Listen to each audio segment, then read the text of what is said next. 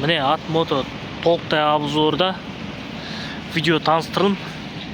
Осы видеоның соңына дейін қараңыздар. Бұл 200 күп моторы міне Жапон технологиясымен жасаған. Бұнда радиатор мен суиды антиприз. О жағында толықтай көрсетіп кетеміз. Мына жерде міне дократта өте үлкен қалыпта. 2 тоннаны ойланбай көтеріп тастай алады. Не карданмен. Кардан бұл өте күші көп болады.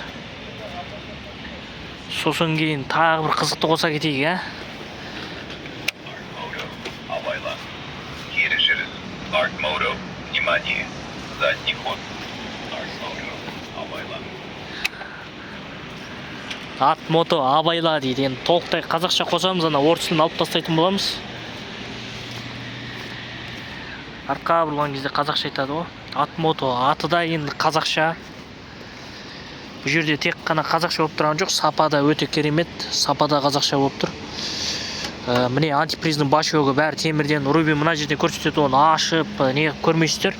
Мынаның бәрінде антиприз айналады айналасында. Міне мотордың шлангілері де өте, машинаныкінен де сапалы ғой мынаның. Шлангілердің өзі сапалы. Мынаны аккумулятор отырып қалған кезде теуіп оталдыруға да болады. Мынау бері қарай алынады міне жерде. Мына тартып алады енді. Оның бәріне уақыт құртпайық. Электронный чуток, мотор болатын болса 200 күп, амортизаторлар болатын болса өте қалың, мына сыртындағы да жұмыс жасайды міне.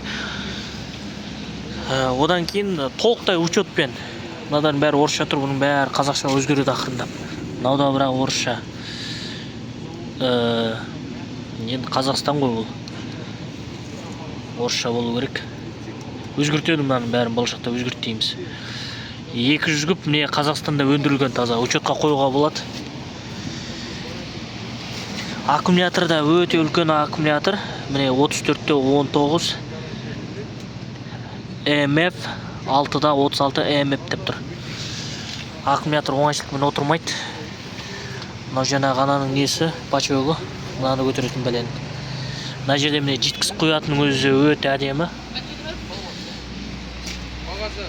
Бұда бәрі не ғой? Барабан ғой. Мына жерде міне ABS система бәрін көрсетеді. Колодкаңыз желініп кетті ма? Соңға барасыз, болды. Соның бәрін көрсетеді. Соңға барасыз. Мынау не үшін деп ойлайсыздар? Мына жерге өзінің ключ саймандары не бар. Мынада өзінің мындай ключтер де бар. Енді оны кейін ашып көрсетейін.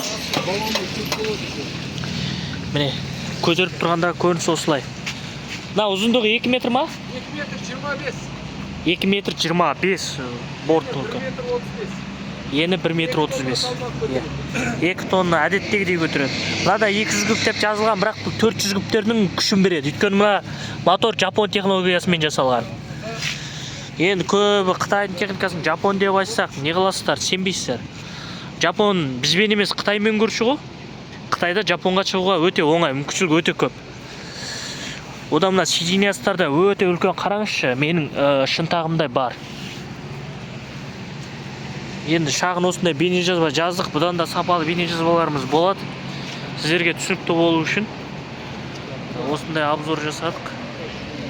Бұда 200 күп қана емес, 150 күп те бар. 150 күп ұзындығы қанша мынаның?